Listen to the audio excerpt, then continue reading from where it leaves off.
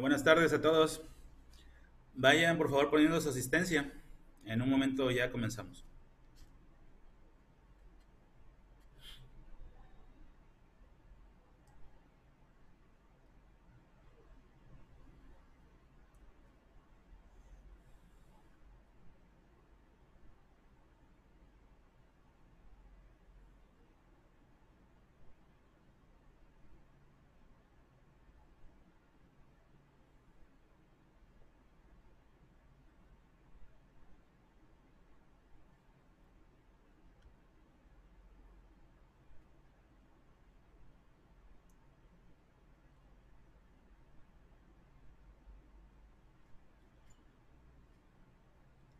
Bueno, recordarles mientras algunos de sus compañeros aún entran y están poniendo su asistencia, recordarles todos y cada uno de los puntos de los lineamientos que tenemos que respetar.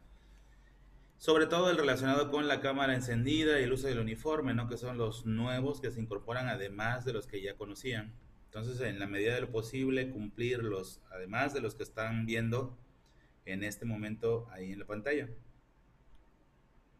Para ir adelantando, ustedes que son tercero A, vamos a la sesión número 7 de literatura. Y también recordarles que hoy es la oportunidad para aquellos que la vez anterior quisieron tener participación con un tipo de narrativa corta, que dije que entre 1 o 3 minutos, para ganarse ahí un porcentaje que quedamos que era entre 0 y 5% de participación a lo largo de la clase. Ahí me pondrán quienes corroboran o confirman que van a hacer esa actividad. Ya la clase pasada pusieron algunos que querían participar y bueno, pues esta es la clase. Y habrá otros momentos cuando estemos en mito, leyenda, fábula que también lo harán. Por lo pronto, Grisel, sí, Mariana Domínguez y Luisa. Hasta ahí esos tres en los primeros, en unos cuantos pocos minutos. Espero que no se extienda tanto su narrativa. En este caso van a poder usar el texto. No es una exposición, pues puede ser con el texto viéndolo. No es algo como que se vaya a evaluar en ese sentido, por lo tanto no hay problema.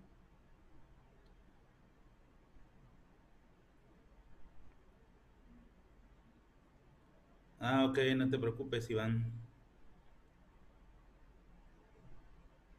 Está bien. Gracias por avisar. Bueno, pues ya le damos admisión al último de sus compañeros y empezamos con la sesión número 7 de literatura. ¿Cuál es el tema? Ya a profundidad, un tema que habíamos tocado en la sesión 4 o 5 cuando vimos un esquema radial, en donde uno de los puntos era marcas de literalidad.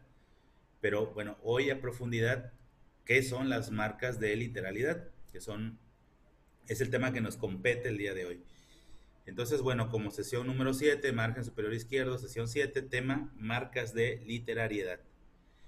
Y bueno, el término de marcas de literariedad tiene que ver con literatura y tiene que ver con algunos signos o rasgos, características muy propios del género que lo identifican y permite hacer una diferenciación con otros tipos de texto, y de ahí el nombre de marcas de literariedad, de literario. Ahora ya sabiendo esto a manera de introducción, les cuento el recorrido del día de hoy para que gradúen sus tiempos y sus espacios en su libreta. Vamos a ver el concepto, que es esta de acá. Posteriormente vamos a ubicar dónde están las marcas de literariedad dentro del todo que es la literatura. Una vez que hagamos esa ubicación, pues ya nos vamos a explicar el concepto a través de 7 puntos, que son los que más caracterizan las marcas de literariedad, que son estos de acá. Por cierto, acabo de ver un error en lugar de MN.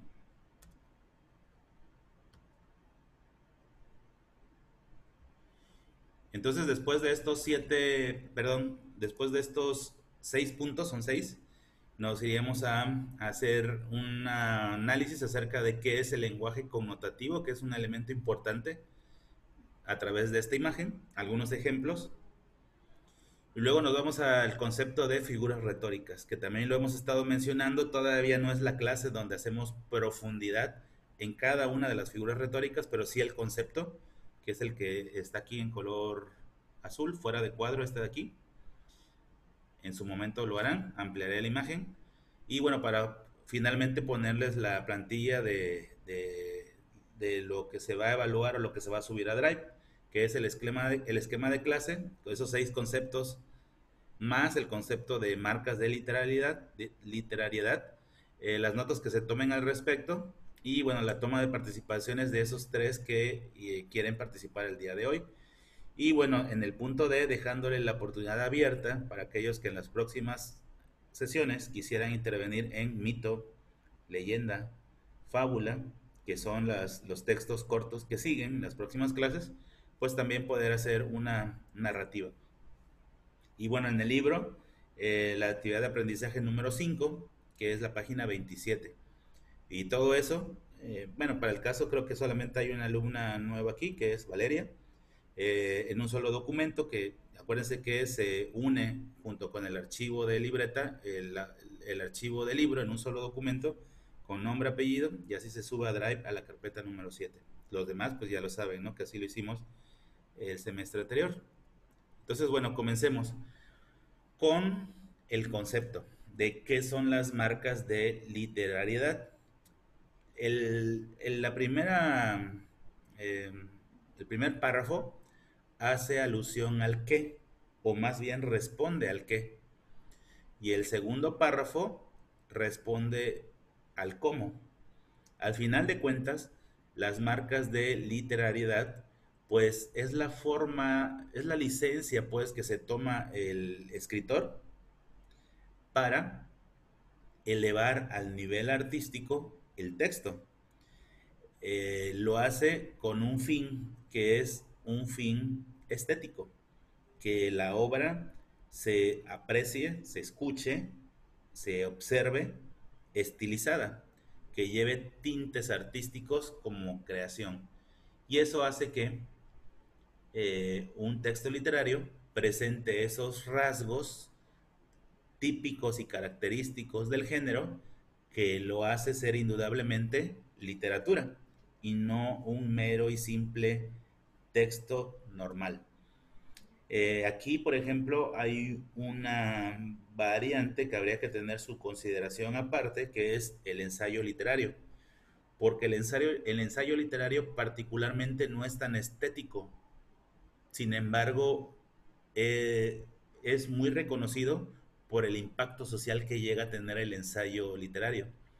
Que quedamos que en México tenemos un premio Nobel de Literatura, que es Octavio Paz, que justamente ganó ese premio por ensayos literarios, que hizo un compendio, parece que son 11 muestras diferentes, que hablan sobre la idiosincrasia del mexicano, y bueno, eso lo hizo en una obra que se llama El laberinto de la soledad, y le hizo ganar el premio de literatura, el premio Nobel de Literatura, que es el único premio Nobel de literatura que tenemos, junto con el de La Paz y el de Química, ¿no?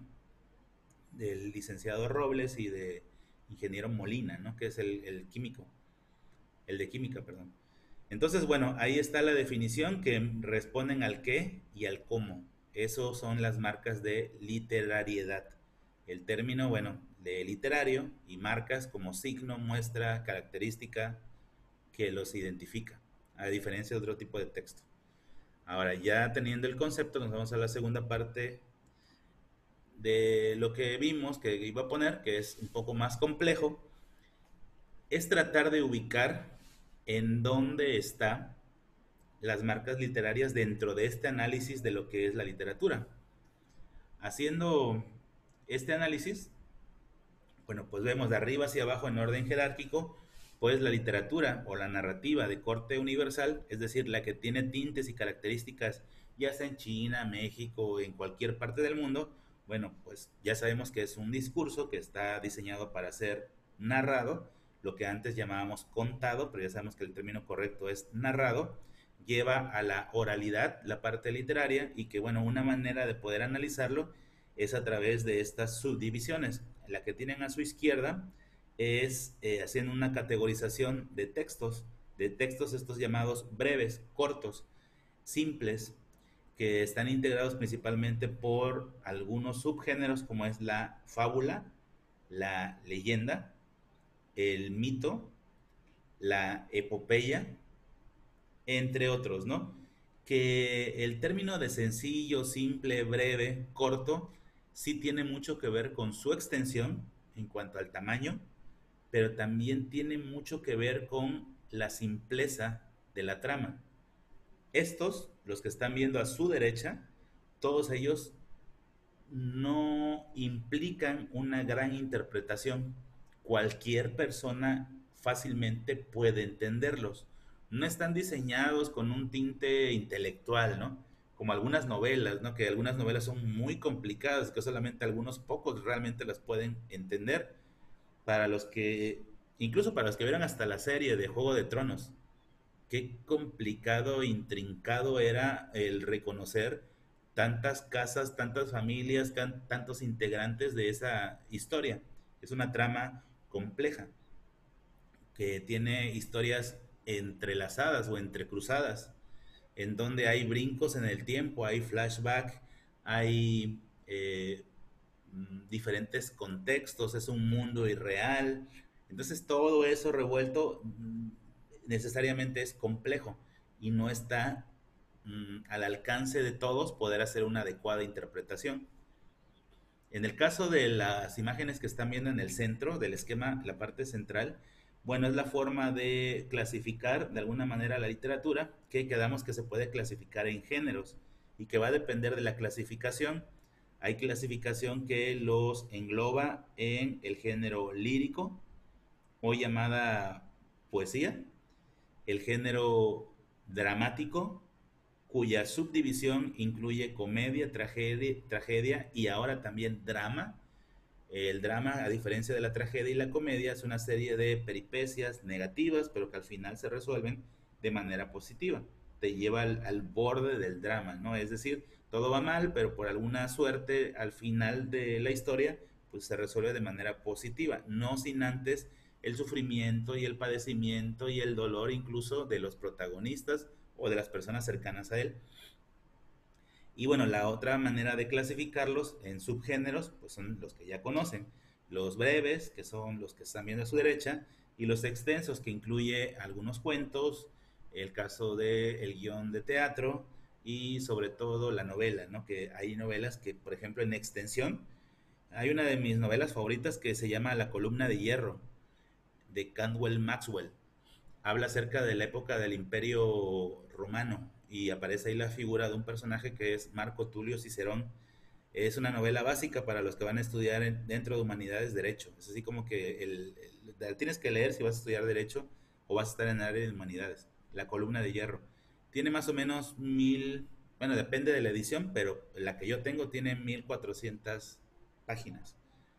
Y no es la más extensa, hay muchas más extensas. Tan solo la saga, por ejemplo, la de Juego de Tronos, de la que dije hace un momento, pues cada libro son más de 1000 páginas, ¿no? O, dependiendo de la edición. Y pues son varios libros, entonces es muy extensa. La que tienen a su izquierda, y es ahí donde vamos a ubicar las marcas de literariedad, está la parte del análisis por los conceptos, como decir lenguaje connotativo, lenguaje denotativo, como decir prosa, verso, rima, como decir compositor, como decir dramaturgo. Son todos los conceptos que incluiría una especie de glosario o de diccionario de la literatura. Que bueno, está en estudio y análisis y podríamos hacer un glosario como actividad final para aquellos que no exenten el periodo final y va a depender de que si estamos todavía en este modelo de distanciamiento social o si ya regresamos a clases presenciales, más o menos como por el mes de enero 2021, que no está tan lejos, a pesar de que se escucha así que no, no está tan lejos. Y bueno, incluye la definición de literatura o las definiciones de literatura, la parte etimológica relacionada a las letras y el concepto tradicional, ¿no? Que es el uso artístico de la palabra, ya sea escrita o actuada o interpretada. Y ahí aparece como último concepto de la izquierda las marcas de literariedad, que es el tema que nos compete el día de hoy. Y todo esto que estoy poniendo es nada más para que tengan una correcta interpretación de todo esto, sabiendo la ubicación espacial donde se encuentra el concepto, que sería este. O sea, la clase de hoy, de todo esto, nos vamos a enfocar a este circulito de aquí. Perdón por lo feo del círculo, según yo era un óvalo, pero me salió bien feo. Perdón. Entonces, esta es la parte que vamos a analizar, las marcas de literariedad, este de aquí. Y bueno, ya teniendo esto, no sé si ya me pueda cambiar de diapositiva. Mientras terminan algunos, voy a borrar esta cosa fea que hice. ¿Ya? Y bueno, nos vamos entonces a las marcas específicas de literariedad y lo vamos a analizar a través de estos 6 puntos que están aquí. El primero de ellos, ¿qué es la verosimilitud? Es esto. La literatura está basado en relatos fantásticos. Y cuando digo fantástico no me refiero al término extraordinario, estuvo fantástico, o sea, me refiero a que están basados en la fantasía. Aunque hay algunos que recogen pasajes reales y de ahí lo llevan a la fantasía, ¿sí? Se llama realismo mágico. Es decir, el hecho sí ocurrió, pero los tintes que le estoy dando a la narrativa, eso es un invento literario. ¿Me explico? Como por ejemplo, decir la Ilíada es un texto fantástico, no sucedió. Sin embargo, sí hubo una guerra que hubo entre troyanos y espartanos en algún momento de la historia. Y esa guerra que sí existió, la voy a aderezar con personajes fantásticos que no existieron, como por ejemplo Aquiles, este soldado casi inmortal, caracterizado en la película de Troya por Brad Pitt, en donde él era prácticamente inmortal, a excepción de su tobillo y su talón, porque cuando él era bebé su mamá lo sumergió en un río que lo hizo inmortal, inmune, a excepción de esa parte que no tocó el río. Ahí, por ejemplo, estamos usando verosimilitud. Es decir, el hecho puede ser que haya existido, pero los personajes y la historia o la trama, esa sí es fantástica. Y hay otra parte que también podríamos analizar dentro de la verosimilitud. En la obra La Comedia, que más tarde le pondrían la Divina Comedia, la de Dante Alighieri, donde habla la historia de Dante y el recorrido que lo lleva a hacer Virgilio alrededor del infierno, inframundo, del purgatorio para llegar finalmente al paraíso. La idea de azufre, fuego, tridentes, demonios, el color rojo, los cuernitos, la cola, eso no existía. Esa idea nos las plasma, nos las planta en la mente Dante Alighieri en su obra, La Divina Comedia. Eso es verosimilitud. Yo, por ejemplo, ahora sería como que catalogado como maltrato, ¿no? Como maltrato al menor, pero yo recuerdo a mis abuelos y una bisabuela que decía, no, que te va a venir a recoger el diablo porque hiciste mal, vas a ver, en la noche va a venir con el trinche y te va a picar y no sé qué, y todos así como que espantados, ¿no? Eso es, por ejemplo, quererle dar un carácter real a algo que es irreal. Eso es verosimilitud. Ahora, el lenguaje connotativo. El lenguaje connotativo es esta licencia literaria en donde el lector o el consumidor de literatura, cual sea la categoría, le puede dar su propia interpretación de lo que se está diciendo en el lenguaje. Es un lenguaje no literal, implica una interpretación. Es el clásico de que voy a ver en un ejemplo sencillo para ustedes, voy a ver al cine una obra que antes fue novela y que la llevaron al cine, como por ejemplo El Perfume. Y luego pregunto, oye, ¿qué entendiste del perfume?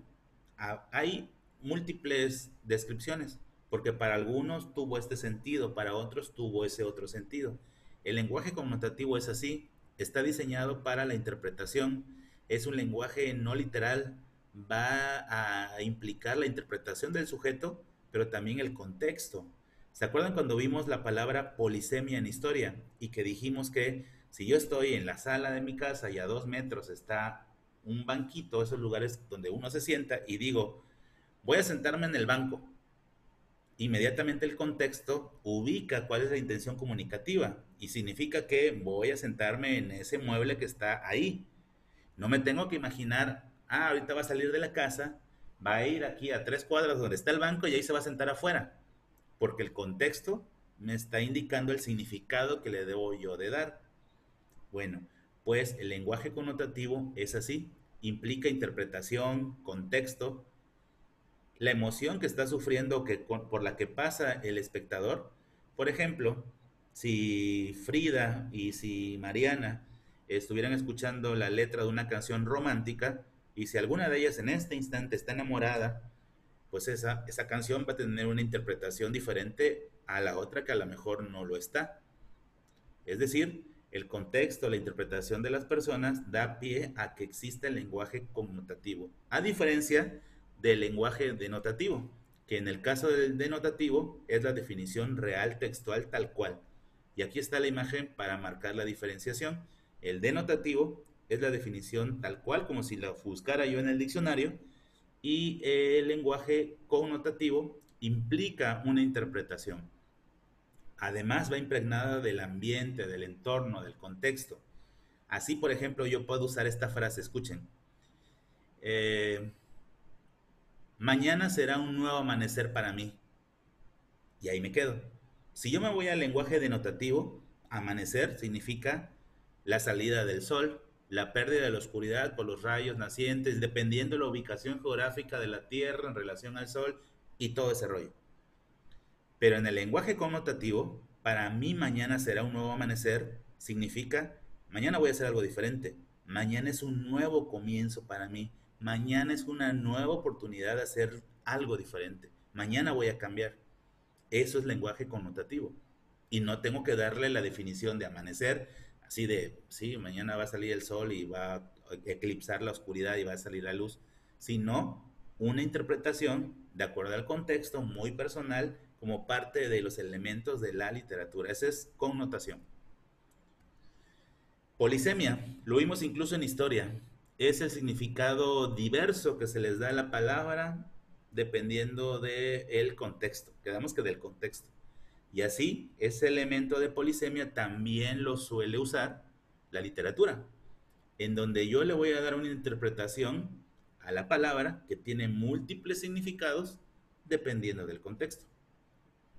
Cuando yo, por ejemplo, digo que quisiera que lo nuestro tuviera un nido de amor, pues obviamente la palabra nido va a tener una connotación diversa porque está simbolizando un lugar para vivir juntos. Y no me voy a poner a imaginar un nido de pájaro, ¿verdad? Entonces, bueno, eso es polisemia, es la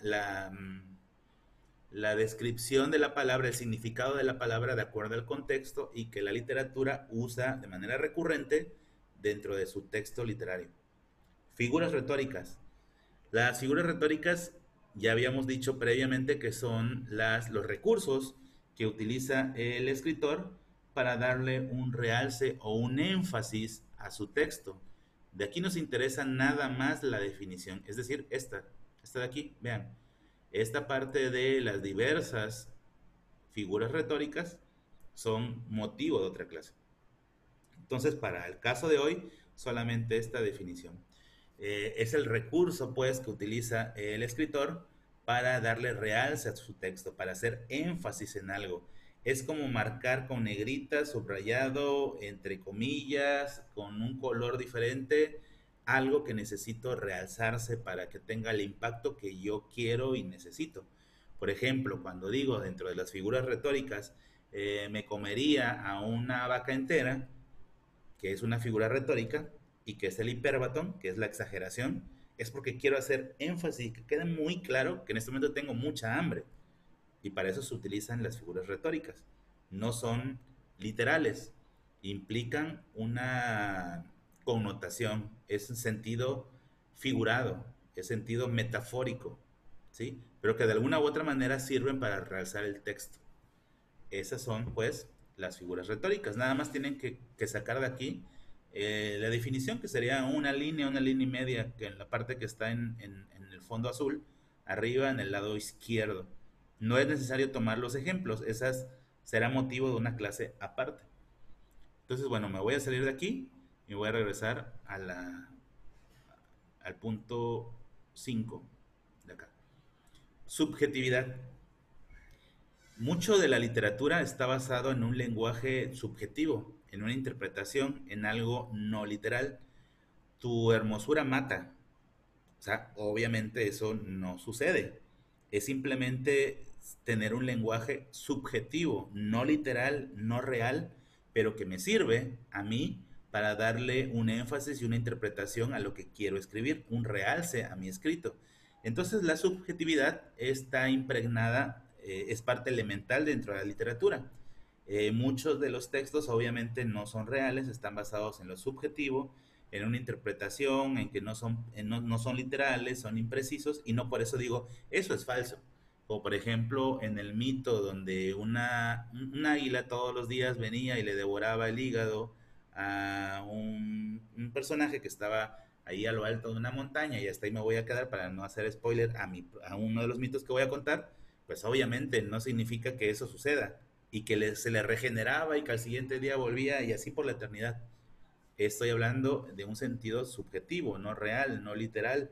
Entonces, bueno, eso, además de que lo subjetivo implica una interpretación. Entonces, es parecido a lo connotativo. Por último, la expresividad. La expresividad es parte elemental de la literatura. Implica énfasis en la voz, lenguaje no verbal. Imagínense para los que dentro de la literatura se encargan de interpretar canciones, el cantante, el artista. Han visto los ademanes, cara, que de alguna manera quiere transmitir esa emoción a través de lo físico.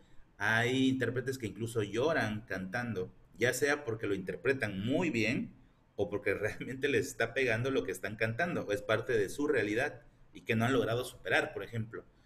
En el caso del teatro, de llevar a la escena el guión teatral, obviamente implica expresividad. Expresividad, entonces quedamos que es la expresión de las emociones a través de básicamente la actuación. Y que se nota en género sobre todo como el teatro, la canción y la declamación. Cuando se declama un poema, cuando se interpreta una canción o cuando se es actor dentro de una obra de teatro. Son los tres subgéneros donde hay una mayor muestra de expresividad. Ahora me voy a esta parte de acá. Hasta ahorita el esquema de clase, en las notas que se tomaron de los 6 puntos vistos en esos 6 elementos, además de la definición de qué son marcas de literariedad. Y ahora, bueno, pues vamos a darle la oportunidad en breves minutos, en pocos minutos, a aquellos que quisieron participar. Voy a necesitar de parte de los tres que dijeron, de las tres que quisieron participar, en este orden, que Mariana Domínguez, puedes alzar tu manita para que te ubique rápidamente en participantes y te dé el micrófono. Es que me es más fácil así. Gracias. Ya tienes activado el micrófono. Sí, Nada más procura que te podamos oír bien, porque luego están muy lejos de su micrófono. sí, me escucha. Perfecto. Ok, un segundo. Bueno, yo les voy a hablar del libro de Aristóteles y Dante. Para contextualizar un poco, los protagonistas son dos adolescentes, por supuesto, incluso sus familias son diferentes. Todo esto ocurre durante un verano ubicado en El Paso, al sur de Texas, en Estados Unidos, a finales de los años 80. El primer chico que nos presentan es Aristóteles Mendoza, un joven de 17 años que es tímido, al punto que no tiene a nadie a quien puede llamar amigo. Sin embargo, le gusta leer y últimamente no puede dejar de pensar en por qué sus padres no le cuentan la razón por la que su hermano se encuentra en la cárcel. Su familia es muy parecida a él, de origen latino, su padre es un veterano de la guerra de Vietnam, el cual tiene problemas mentales provocados por este suceso. Su madre es una sencilla ama de casa que reproduce la bamba cada mañana. También tiene dos hermanas gemelas mayores, con las que casi nunca habla.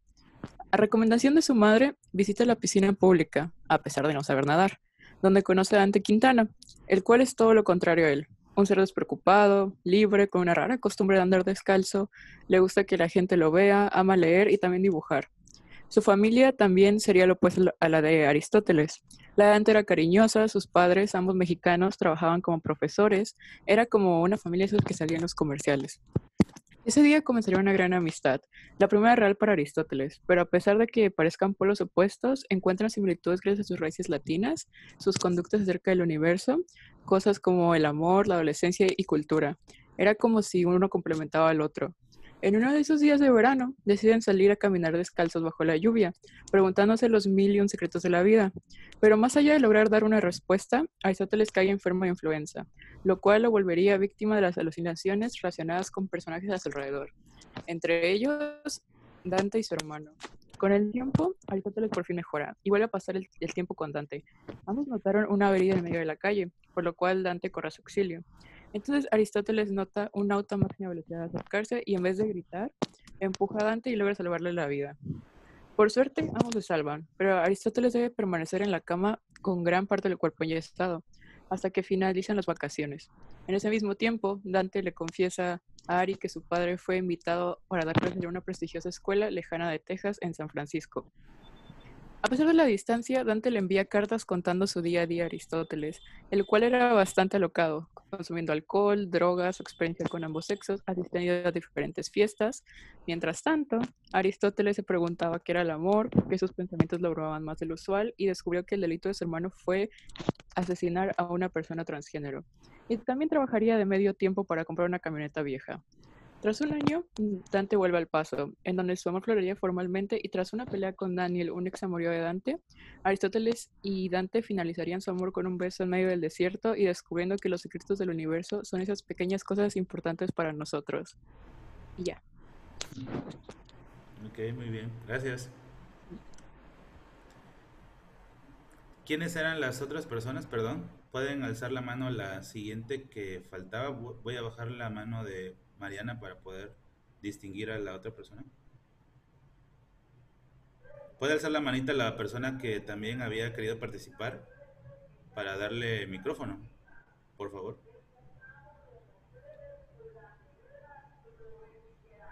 Eran creo que tres personas aquí, ¿no? Luisa, te voy a habilitar el micrófono, ¿eh? Ujú. Ya Bueno, estás. yo les voy a leer la segunda parte del Principito, o sea, el segundo capítulo. Sí, puedes acercarte un poco para que te escuches un poco más alto. Ah, sí, Gracias. ¿cómo se dice? Bueno, vivía así, solo, nadie con quien poder hablar verdaderamente. Hasta cuando hace 6 años tuvo una avería en el desierto del Sahara. Algo se había estropeado en el motor. Como no llevaba conmigo ni un mecánico ni pasajero alguno, me dispuse a realizar, yo solo, una reparación difícil. Era para mí una cuestión de vida o muerte, pues apenas tenía agua de beber para 8 días. La primera noche me dormí sobre la arena, a unas 1000 millas de distancia del lugar habitado más próximo. Está más aislado que un náufrago en una balsa en medio del océano. Adivínense, pues, mi sorpresa, cuando al amanecer me despierto en una extraña vocecilla que decía, por favor, píntame un cordero. ¿Eh? Píntame un cordero. Me puse de pie de un salto, como herido por el rayo. Me froté los ojos, miré a mi alrededor. Vi a un extraordinario muchachito que me miraba gravemente. Ahí tienen el mejor retrato que más tarde logré hacer. Aunque mi dibujo ciertamente es menos encantador que el modelo, pero no es culpa la mía. Las personas mayores me desanimaron de mi carrera de pintor a la edad de 6 años y no había aprendido a dibujar otra cosa que no sean boas cerradas o boas abiertas. Miré, pues, aquella aparición con mis ojos redondos de admiración. No hay que olvidar que me encontraba a unas 1000 millas de distancia del lugar habitado más próximo. Y ahora bien, el muchachito no me parecía ni perdido, ni muerto de cansancio, de hambre, de sed o de miedo. No tenía en absoluto la apariencia de un niño perdido en el desierto a 1000 millas de distancia del lugar habitado más próximo. Cuando logré por fin articular palabra, le dije, pero, ¿qué haces tú por aquí? Y él respondió entonces, suavemente, como algo muy importante. Por favor, píntame un cordero. Cuando el misterio es demasiado impresionante, es imposible desobedecer. Por absurdo que aquello me pareciera, a 1000 millas de distancia, de todo lugar habitado y en peligro de muerte, saqué de mi bolsillo una hoja de papel y una pluma fuente. Recordé que yo había estudiado especialmente geografía, historia, cálculo y gramática. Le dije al muchachito, ya un poco malhumorado, que no sabía dibujar. No importa, me respondió, píntame un cordero. Como nunca había dibujado un cordero, rehice para él uno de mis 2 únicos dibujos que yo era capaz de realizar, el de la serpiente boa cerrada.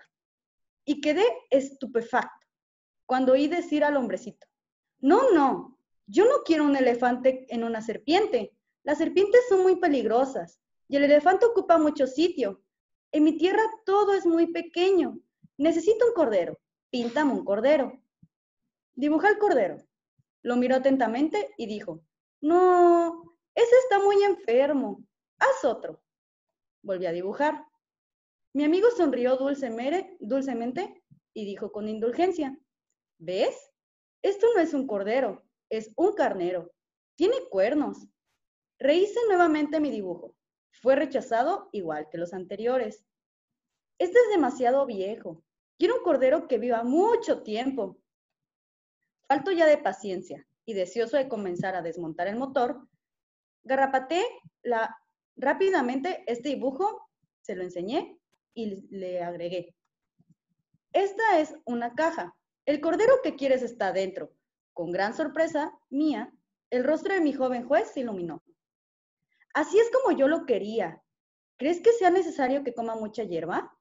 ¿Por qué? Porque en mi tierra todo es tan pequeño. Se inclinó hacia el dibujo y exclamó, bueno, no tan pequeño, está dormido. Y así fue como conocí al Principito. Ya. Gracias. Aquí podría, de respecto a lo que acaba de decir Luisa, sacar interpretaciones, así como les hice la interpretación de los otros pasajes del Principito. Al final de cuentas, lo importante para las personas es lo que ellos creen y piensan respecto a las cosas. Era una simple caja que le había hecho unos circulitos para que pudiera entrar aire. Y en su imaginación allá adentro se supone que estaba el cordero. Y a veces las personas somos eso. Eh, Depende de nuestra ideología, nuestra interpretación. A veces deseamos o anhelamos cosas que ni siquiera alcanzan a ser reales. Pero bueno, si para ti eso logra ser real y te va a impactar, pues eso es lo trascendente. Grisel, que eres de la otra persona que había alzado la mano, no sé, no te encuentro por aquí, pero espero que me estés escuchando. Estoy tratando de verte para ver tu reacción. Nada más quiero ver un sí o un no. La próxima vez vas a ser la primera para que lo hagas de manera tranquila. Te voy a dar el espacio suficiente para que lo puedas hacer. Ya vi tu manita. Estamos en lo correcto. Bueno, les pongo rápidamente antes de que acabe la hora. Gracias. La plancha de lo que se va a hacer el día de hoy, que es lo que tienen que entregar, sobre todo para que vean la página del libro, que es la número 27, la actividad número 5.